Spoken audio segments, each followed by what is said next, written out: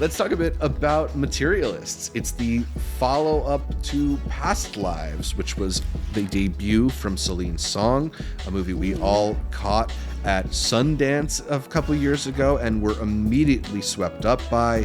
Many Intercuties listed Past Lives as their favorite film of 2023. So anticipation is high for Materialists. This film starring Dakota Johnson as a ambitious New York City matchmaker who finds herself caught between two love interests, her old flame in Chris Evans, an actor who is down on his luck, and a wealthy new beau in Pedro Pascal's character. Amanda, I know that this was high on your list because you're also a big fan of Dakota Johnson on screen. I am. Did Materialists live up to your hype for it? In a lot of ways, yes, and maybe in some ways, no. I love the chemistry that these three have in interviews. I just have a hard time buying Chris Evans in the role that they were trying to convince me Chris Evans was. Yeah. I don't know who I would have wanted there instead, and I feel like he just did better yearning than ever having. But I like what it was going for. I like what it was saying, that like how much of a relationship is transactional, what actually matters at the end of a day. I saw an interview recently. It's all like, you can say you want someone 6 feet tall, but does that matter when you're 90 and everyone's 5'6"? You know? Definitely. Yeah, I think it's a really interesting movie, especially when you talk about that sort of the way it discusses the transactional or, you know, almost algorithmic nature of modern dating, right? Yeah. Because when you're using these apps and putting in do's and don'ts and requests and stuff like that, like you're ultimately customizing an order. You're making relationships into math. Yeah, and you're even giving people the blueprint to lie to you. Yeah, right. It's like, if these are the things that matter to you, I'll just pretend until I got you, and then I can drop it. You know, it's like a lack of authenticity. Yeah. And even though the movie sort of plays back and forth with how much they want you to believe in these things too, I do think it's cool to get a movie that is talking about modern dating in those circumstances, because I think there are a lot of people who have, you know, who try to think about these things in very rigid ways, and how that sort of is so counter to our romantic ideals for love and what we talk about in terms of movies and romance and stuff like that. I will agree with you that I'm not so sure that Chris Evans reads as broke loser to me. Like, he definitely reads as loser in some movies, like, you know, Knives Out or stuff like that. But that's rich loser. Yeah, rich, handsome loser. That's different. Yeah. He doesn't have a face that reads like, I've had a lot of failure in my life. I don't know. And it can happen, you know, but. Yeah, sure. It just, I don't know. Something about it reads a little bit wrong to me. Yeah. I also felt like I wasn't completely buying Pedro Pascal in a lot of this. He's got this like really like tight nature to him in this film that I feel like there's maybe a different actor who could have elicited a little bit more. I know we were just comparing them in our actor power rankings. I just feel like an Oscar Isaac could have done a little bit better in this part, right? I'm thinking, you know, something that's like Oscar Isaac now, and then in the other two parts, if you have Jake Gyllenhaal and Anne Hathaway 10 years ago, I think this movie would have had a lot of lightning going in it. But I love Dakota in this role because she does deliver that perfect, like, because of how dry she delivers things, she seems like the perfect person to like break down. Because it is math to her, yeah, this is math to me. It makes perfect sense to me. But then she's also just like very charming to these people. So it just works. Whereas like, I think Anne Hathaway would be acting that. I think Dakota Johnson can be that. Right. But I do find that there was like, I forgot to mention this when we were in the top 10, because this is still one of my favorite movies of the year so far. But to me, the most interesting point of this movie has to do with one of her clients. So like, her thing is she's a matchmaker, and it's this subplot with one of her clients that I find is actually the most interesting aspect of like what do you actually know about a person when you have a checklist of things that what does that mean about the person? Yeah. Oh, sorry. So I'd love to no. I'd love to get into spoilers in just a sec. I just want to throw to Arturo first.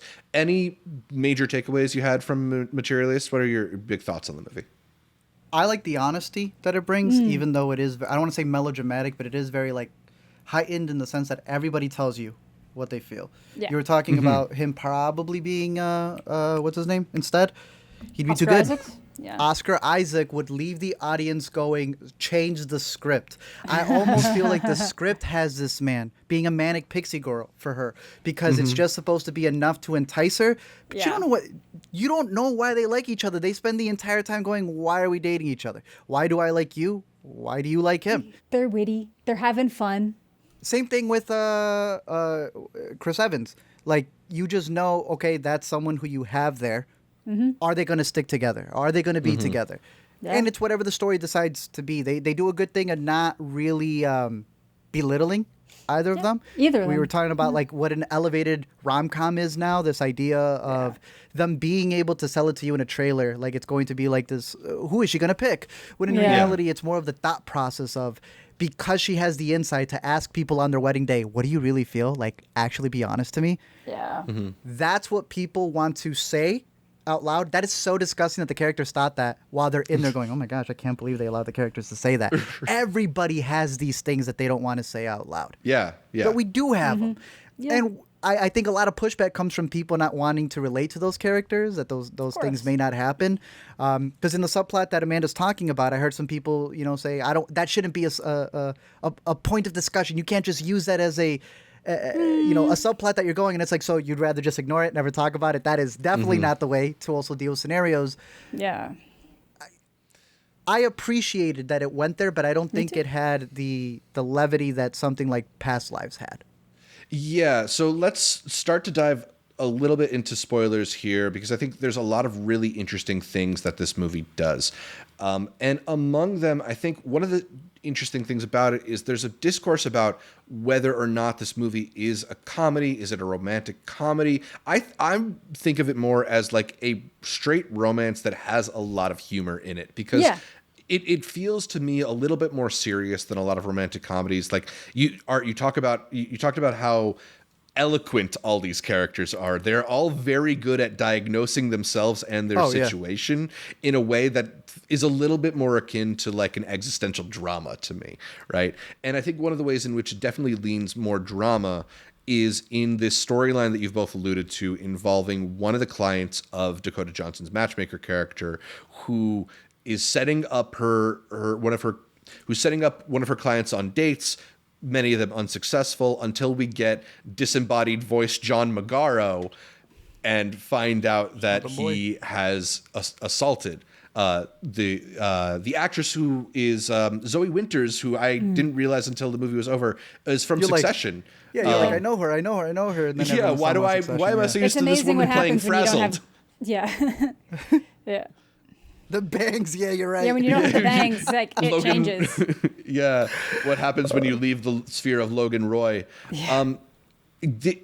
So this whole storyline involving this date gone wrong and Dakota Johnson's character's culpability in it, it is a bit of a serious left turn for something that's maybe in the tone of a romantic comedy. But I think in terms of the tone of this film, I felt like it still worked within the world, and it addressed a concern of modern dating that a lot of women share. Yeah. It should be covered. But, dude, the way they cover it, I think, is just they don't. She was literally like weeks away from getting a promotion. And when she tells the person who she's going to take over, she goes, oh, yeah, we deal with this all the time. So I'm supposed to believe that Dakota Johnson has never heard of any of this stuff happening when she's about to... No. I can see that. Absolutely. No, I do see that, because people don't want to talk about it, especially if it's something that you're in. If you're at the top of this, you don't want to admit culpability in something. So it's easier to ignore it and play along into those standards, into those norms, to be not a girl's girl, but to be like the company girl. Marin Ireland is the company girl. She's not there to you don't want to scare people away. I could see that in an ideal world where this isn't literally a thing of we're going to take a bunch of checklists and match them against each other to matchmake people. Yeah. Because it isn't a therapy office. These aren't therapists. They're keeping it a buck. They don't want to scare their young talent away. I can see it being this thing that just wouldn't get mentioned, or that swept under the rug. Yeah, or corporate espionage. Or genuinely thinking that like Dakota Johnson is being immature for not seeing that would obviously potentially be a thing, and like too bad you can't account for it. Well, I think it all plays into the fact that the whole idea of this matchmaking service doesn't make sense in the real world. I mean, but it exists. It's a job. It's a thing. But they also kind of use her when they're at a party to be like, hey, I just got a call. Can we leave this party we were crashing? And then they head all the way back in, all those hours, leaves that man outside. That's fair. Mm-hmm. Man was down bad. That's all I know was happening with Chris Evans. I wouldn't go back to his apartment either. I don't think it's bad to cover this, because I think that there are criticisms for how she involves it in. I wish it had immediately flipped. Once that got introduced, who the fuck cares about what's going on with Chris Evans or Pedro Pascal? That's another point, exactly. And dive into this. Yeah, you have to be. It's one of those where if you're going to include it, people are going to be very on edge for it, so you have to be able to handle it well.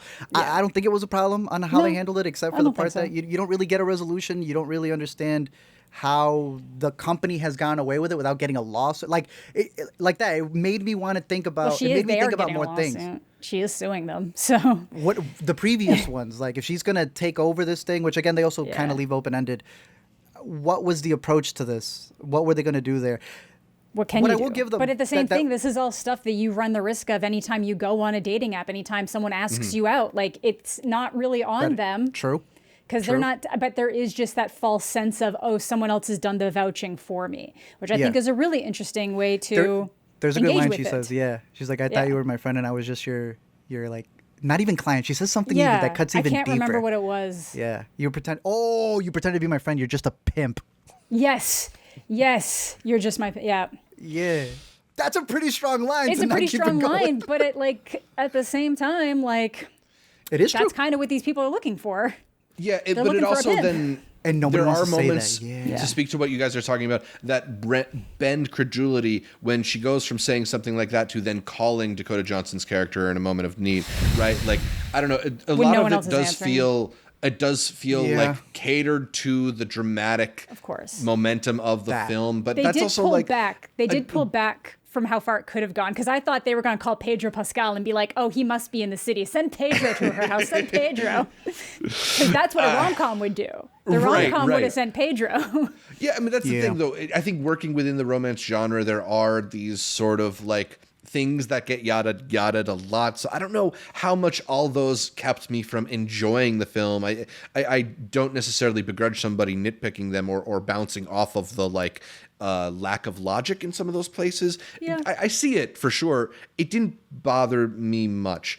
I'm curious how you both felt about the actual romance of it all, how that all played out, because for a while the movie makes you think she's with the Pedro Pascal character and she's made her choice, and then we end up getting a Chris Evans reversal. I'm of an interesting thing in that I do think that if you love someone, you can look past certain shortcomings, and that, like, you can go into a situation having all of these checklists, but you'll find that if you love somebody, the things that you might have found to be, I want that when I start dating, the things that you don't care about as much once you love a person and you just start appreciating new things in different ways. So like that can happen, but just the way they presented these characters, I almost think that it would have been better if if it had been neither. Because I felt way more chemistry between her and Pedro. Her and, well, maybe not. I don't know. Sometimes, like, again, I really just feel like Chris Evans felt more like you're good in the yearning position. Yeah. That's and where Pedro you feel the most. He got the push that they get to be in the nicest restaurants. Every shot with them, it just gets to be more romantic. Yeah, but then you believe it when Chris is asking her at the bar, like, what's wrong? Like, there's clearly, it's right after she finds out that all this happens. And, but of course, he's just so primed for everything to be wrong to be him, because he wants to be able to swoop in and be like, if I got your back. I got your back. If he sucks, I got your back. And it has like nothing to do with that at all. Yeah. There was that part, remember early on where she like gets out of the car and she's like, I'm not trying to be dramatic. I'm like, girl, you stop in traffic. That's what I mean. And like, maybe that's two people that are just actually too toxic to be in a relationship together. Or maybe now it's been long enough that they could try again and it could work better. But he hasn't done anything in like 10 years. So like, At what point do you That's just kind of who, hope? yeah, like who are you going back to? This is the same dude who you This got is out of the same car with. dude. Yeah. And I'm not saying that it's wrong for him to be trying to like follow his dreams and his goals and stuff, but like he hasn't made his whole thing was that he never stopped loving her. And I'm like, then why didn't you do more things to be a better, not that he was a bad person. I'm not, Yeah. but you know, the changes that you say you're going to do at the end. why weren't you already doing that for yourself? Why weren't you already doing that for yourself?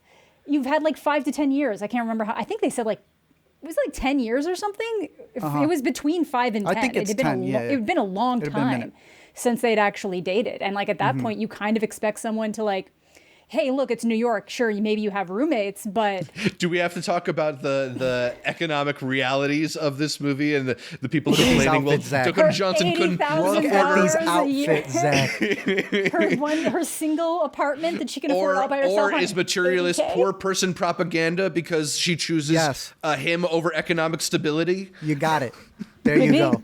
But I do like how honest they are about that that's a thing that matters to her, and that she acknowledges that about herself. I thought that was something that was...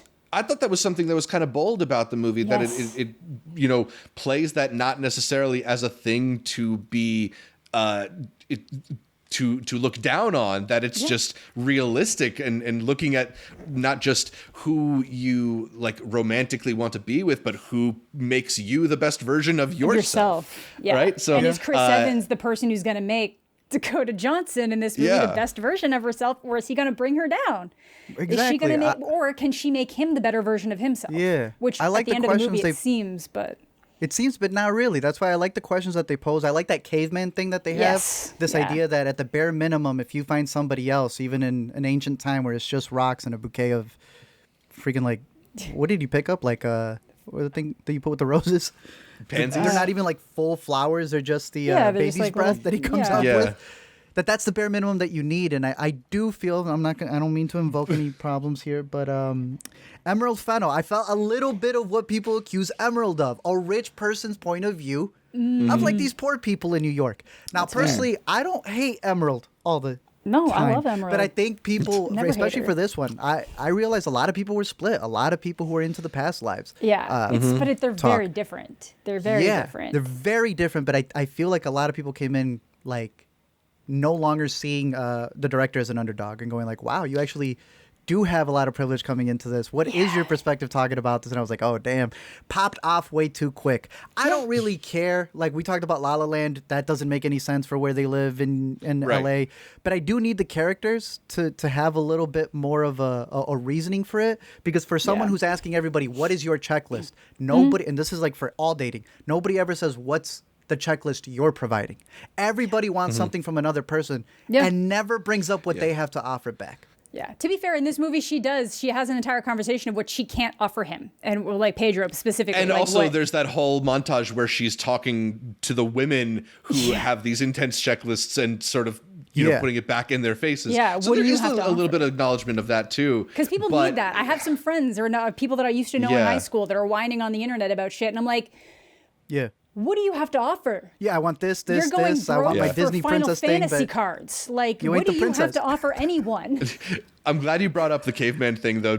I did think that was like such a clever inclusion of like, you know, maybe the desire for material possessions is kind of innate to human nature, right? Yeah. Like people want to be provided for. Yeah. You know? Or they want to be able to provide. I took it that they were also in the same spot. Yeah. Like hundreds, if not thousands of years later, there's still the caveman place is supposed to be in Central Park. That's how I was taking it. Oh, that makes sense. Art, there's one more twist in this movie that I want to discuss to you, and is this I booked mine already. Is this movie short people slander? Nah. Went in on them. Is it not fair to our short kings? Nah, none whatsoever. Because I do think that was a big part, especially considering the backstory that he's got. His brother was marrying a woman who just wanted him because it made the sister jealous.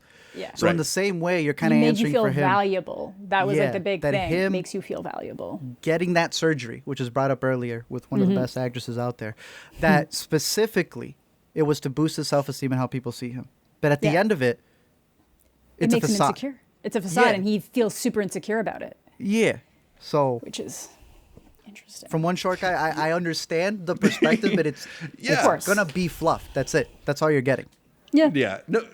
But it is like, again, speaking to the nature of modern dating, where people will sort of set these lofty expectations for themselves. I did find myself thinking a lot of that, like that TikTok that went around when I was watching this movie. Do you guys remember the? I'm looking for a man in finance with trust fund. 6'5", blue eyes.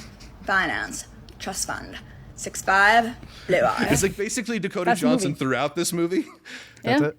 Well, that's all the women in the movie, like, Yeah. and that's not to say that the men didn't have unreasonable things too. True. I was thinking more like 20s. 20s. I think we got 29-year-old. It's a little bit too close. I said 20s. I think I'm also, as a massive fan of Past Lives, a little bit let down by Materialists, despite enjoying it enough to put it in my top 10 of the year so far. Yeah. But I also think a movie that is spurring so much interesting discourse as this one, there's a lot in this movie's credit that it's touching on all these things. Yeah. Whether or not we like necessarily love its handling of them, it's cool to be thinking about these things because of this movie. I'm gonna be honest, because like it went in certain ways. I'm like, it makes perfect sense that horrible thing is a thing that would happen, but it wasn't where I thought the movie was ever gonna go. So I was like, oh shit, okay, that makes sense. Yeah, worth watching. Discourse is fun. Yeah, good credits. Any other? Oh yeah, the credits were really cute. You saw the cave cup people. Yeah. Getting married there too. Yeah, that was cute. It's adorable.